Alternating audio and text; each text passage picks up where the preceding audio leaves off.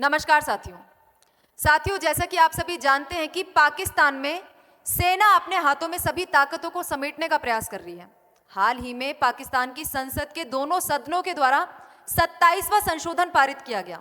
27वां संविधान संशोधन पाकिस्तान में पारित हुआ और इस संविधान संशोधन के माध्यम से चुनी गई सरकार के हाथों से शक्तियां लेकर सेना को ट्रांसफर की जा रही है। ये सभी काम पाकिस्तान में अब ऑफिशियली हो रहे हैं और हाल ही में वहां के राष्ट्रपति जरदारी के द्वारा आसिम मुनीर, जो कि फील्ड मार्शल हैं, उनको ऑफिशियल रूप से चीफ ऑफ डिफेंस फोर्सेस नियुक्त किया गया है। इसके क्या मायने निकलते हैं सभी हम आगे जाके सेशन में समझने वाले हैं। लेकिन पाकिस्तान के अंदर हाल ही में जो ये घटनाएं हुई हैं, इसके साथ ही इमरान खान की मौत को लेकर जो कंट्रोवर्सी, जो अफवाहें वहां पे आज के समय पर फैली थी, उसको लेकर अमेरिका तक चिंता बढ़ गई है। अमेरिका जो कि हाल ही के समय में पाकिस्तान से नजदीकियां काफी ज्यादा बढ़ाया है, स्पेशली ऑपरेशन सिंदूर के बाद से आप लोग देखोगे भारत के साथ यूएसए के संबंध खराब हुए हैं और पाकिस्तान के साथ यूएसए ने अपने संबंधों को अच्छा किया है, ट्रंप ने अपने संबंधों को अच्छा किया है। लेकिन आज वही यूएसए पाकिस्तान में बढ़ती हुई सेना की पावर को देखते हुए चिंता में है। एक कदम हाल ही में यूएसए के सांसदों के द्वारा उठाया गया। 40 से ज्यादा सांसदों ने यूएसए में चिट्ठी लिखी है विदेश मंत्री मार्को रूबियो को और उन्होंने चिंता जताई है कि पाकिस्तान में सेना अपनी ताकतों को लगातार बढ़ाती जा रही है। ये किसी भी डेमोक्रेसी के लिए अच्छी बात नहीं है। इस चिट्ठी के अंदर एग्जैक्टली लिखा क्या गया है, किस तरीके की चिंताएं जताई गई है, किस तरीके की मांग यूएसए के सांसदों के द्वारा की जा रही है, इसके साथ ही पाकिस्तान में इस वक्त सिचुएशन किस तरीके की है, सारी ही चीज़ों को आज के सेशन में हम लोग डिस्कस करने वाले हैं। तो चलिए सेशन की शुरुआत करते हैं। मेरा नाम है चारू गुप्ता और मैं स्वागत करती हूँ आप सभी का चारू एजुकेट्स पर। तो दोस्तों, बात यहाँ पे हो रही है पाकिस्तान में चल रही पॉलिटिकल चेंजेस की। पाकिस्तान में आज के समय सेना, जैसा कि हमने बात की, अपनी ताकतों को और ज़्यादा बढ़ाने का प्रयास कर रही है। फील्ड मार्शल आसिम मुनीर, अभी इनको फील्ड मार्शल के पद पर ऊंचा उठाया गया था, इसके बाद इनको चीफ ऑफ डिफेंस फोर्सेस नियुक्त किया जा रहा है और पाकिस्तान के अंदर ये सभी काम जो किए जा रहे हैं वो वहां की सरकार की रजामंदी से किए जा रहे हैं। बाकायदा संविधान संशोधन अधिनियम वहां पे पारित करके आसिम मुनीर को, पाकिस्तान की सेना को और ज्यादा ताकतवर बनाने का प्रयास किया जा रहा है। अब इसी क्रम में पाकिस्तान के राष्ट्रपति के द्वारा हाल ही में फील्ड मार्शल आसिम मुनीर को चीफ ऑफ डिफेंस फोर्सेस आधिकारिक तौर पर नियुक्त कर दिया गया। बातें पहले से चल रही थी। 27वां संशोधन दोनों सदनों के अंदर पास भी हो गया था। कहा जा रहा था कि Asim Munir chief of defence forces बन जाएंगे, लेकिन आधिकारिक नियुक्ति अब तक नहीं हुई थी और वो आधिकारिक नियुक्ति भी इस समय पूरी हो चुकी है। प्रेसिडेंट के एसेंट के बाद ये सब काम वहां पे पूरे हो चुके हैं। यहाँ पे आप ऑफिशियल नोटिस यहाँ पे देख सकते हैं कि किस तरीके का नोटिस पाकिस्तान के अंदर जारी किया गया। अपॉइंटमेंट लेटर आसिम मुनीर के नाम जारी किया गया है और उनको चीफ ऑफ डिफेंस फोर्सेस बना दिया गया है। अब चीफ ऑफ डिफेंस फोर्सेस बनाने का फायदा आसिम मुनीर को क्या है, इस पद के क्या मायने निकलते हैं, वो धीरे धीरे करके हम आगे जाके समझने वाले हैं। पाकिस्तान ने गुरुवार को आसिम मुनीर को देश का पहला चीफ ऑफ डिफेंस फोर्सेस बना दिया। इसके साथ ही चीफ ऑफ आर्मी स्टाफ भी पाकिस्तान में आसिम मुनीर को नियुक्त किया गया।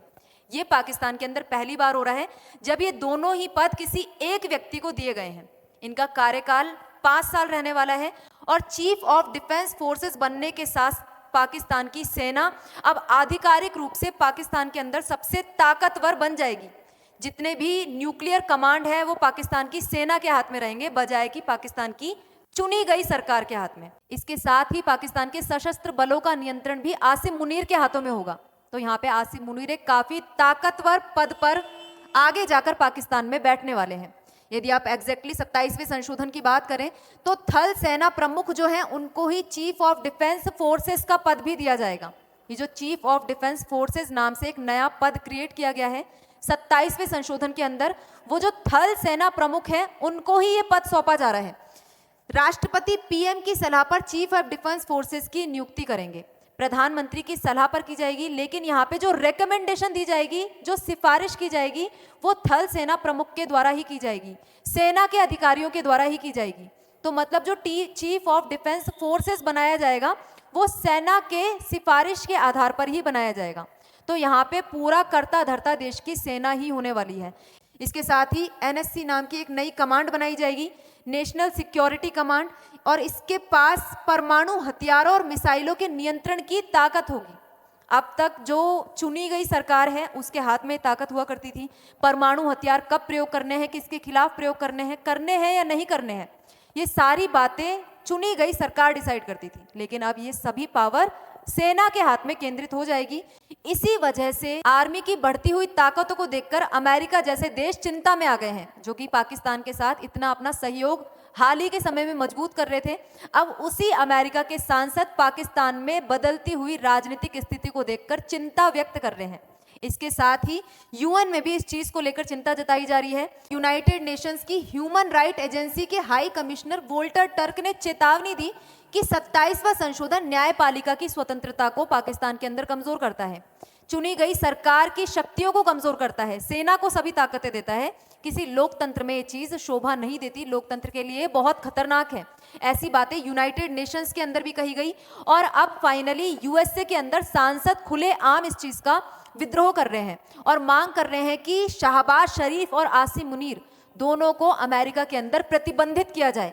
आगे आने वाले समय में हो सकता है इन दोनों के ऊपर, आसिम मुनीर के ऊपर और शहबाज शरीफ के ऊपर अमेरिका में घुसने तक पर प्रतिबंध लगाया जाए।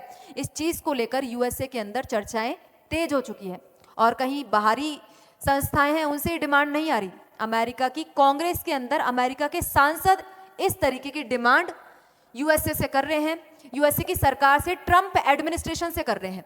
आप देख सकते हैं अमेरिका की संसद के जो 44 सांसद हैं उनके द्वारा बुधवार को विदेश मंत्री मार्को रूबियो के नाम एक चिट्ठी लिखी गई, जिसके अंदर उन्होंने कहा कि शहबाज शरीफ और आर्मी चीफ आसिम मुनीर पर तत्काल प्रतिबंध लगाए जाए।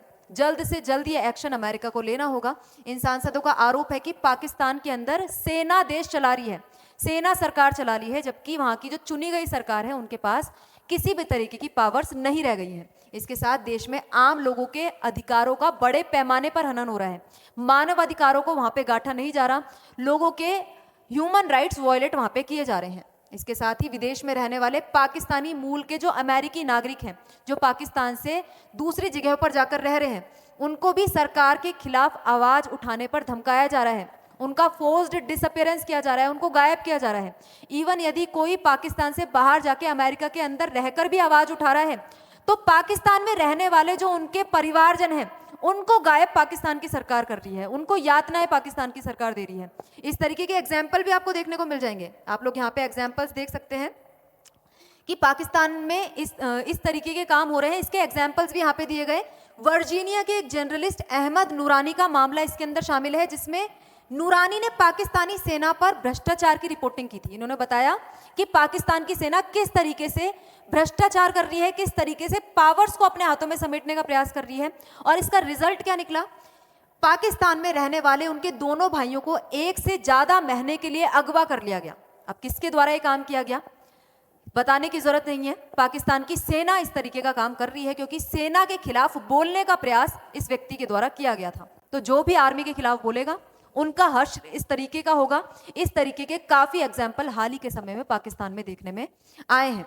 इसके साथ ही विपक्षी नेता भी अब बिना आरोप के, बिना किसी कार्यवाही के जेल के अंदर डाले जा रहे हैं। उनका कोई इल्जाम नहीं है, उनके ऊपर किसी भी तरीके का कोई आरोप नहीं है, लेकिन उनको उठा के जेल में पटका जा रहा है क्योंकि वो सेना के खिलाफ बोल रहे हैं।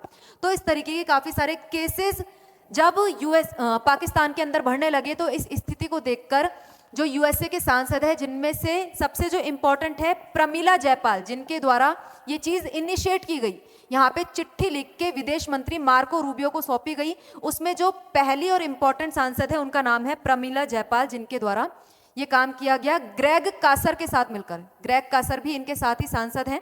इन दोनों ने इस चीज को इनिशिएट किया और चिट्ठी लिख के मार्को रूबियो को सौंप दी। इनका कहना है कि अमेरिकी पाकिस्तानी नागरिक अगर सेना और सरकार की आलोचना करते हैं तो उन्हें उनके पाकिस्तान में रहने वाले परिवार को धमकियां मिल रही है।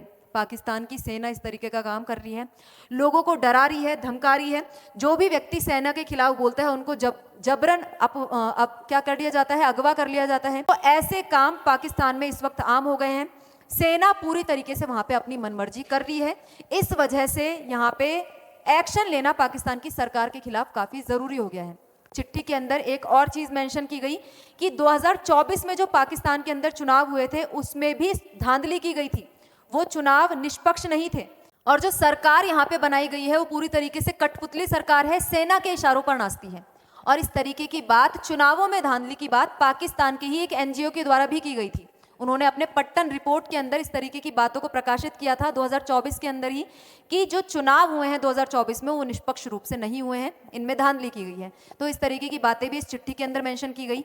अब यहाँ पे इस तरीके के आप यहाँ पे देख सकते हो कि 44 सांसदों ने इस तरीके से सिग्नेचर करके विदेश मंत्री मार्को रूबियो को अपना जो चिट्ठी है वो सौंप दी और तुरंत उन पर एक्शन लेने की बात कही है। इसके साथ ही एक और बात उन्होंने मेंशन की कि इमरान खान से रिलेटेड जो भी कंट्रोवर्सी पाकिस्तान में चल रही है, तो उसको लेकर इन्होंने डिमांड की कि इमरान खान को तुरंत वहां पे रिहा करना चाहिए। इमरान खान की रिहाई की इनके द्वारा मांग की गई, क्योंकि इमरान खान को लेकर आप सभी को पता है कि काफी समय से वहां पे अफवाह चल रही थी और कहा जा रहा था कि इमरान खान की मौत हो चुकी है, क्योंकि जेल प्रशासन उनसे मिलने ही नहीं दे रहा था। उनके रिश्तेदारों को, उनके पीटीआई समर्थकों को इमरान खान से मिलने नहीं दिया जा रहा था और काफी टाइम तक ये चीजें चलती रही। उसके बाद जेल प्रशासन ने यहाँ पे इजाजत दी कि इमरान खान से उनके परिवारजनों को मिलने दिया जाए।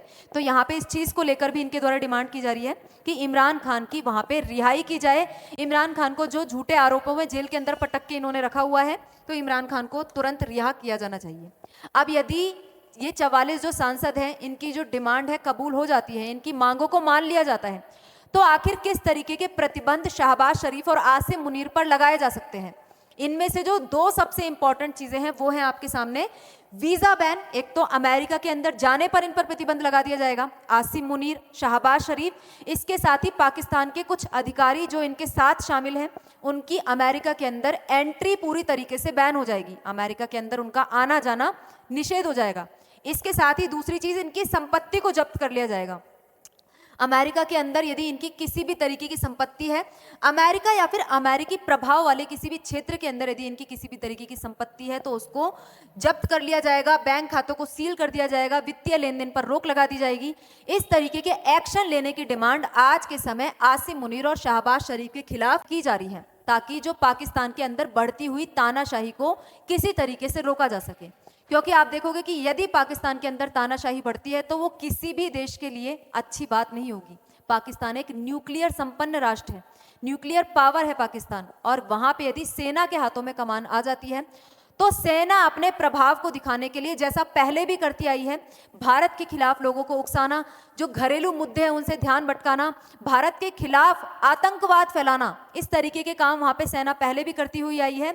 और अब जब पाकिस्तान में सेना ही पूरी करता धरता है, चुनी हुई सरकार के पास कोई पावर ही नहीं है, तो ऐसे स्थिति में इस तरीके की चीजें और बढ़ने की संभावनाएं बन जाती हैं। आगे जाकर देखने वाली बात यह होगी कि इस चीज पर कितना अमल लाया जाता है। जहां एक तरफ ट्रंप आसिम मुनीर के साथ, पाकिस्तान के प्रधानमंत्री शहबाज शरीफ के साथ अपने रिलेशंस को मजबूत करने में जुटे हुए हैं, लेकिन ट्रंप के ये सभी विचार यूएसए के अन्य सांसदों के विचारों के साथ मेल नहीं खाते।